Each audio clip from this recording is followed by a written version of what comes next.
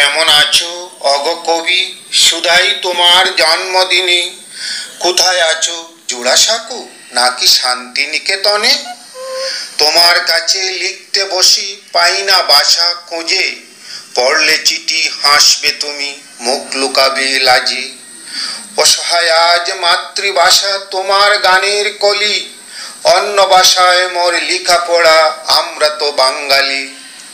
মহাকাশে রোজ উঠে রবি, সন্ধ্যাতে হয় লীন।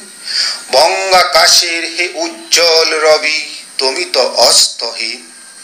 খুঁজেছি তোমায় নয়ন তারায় ভোরের উষাতে।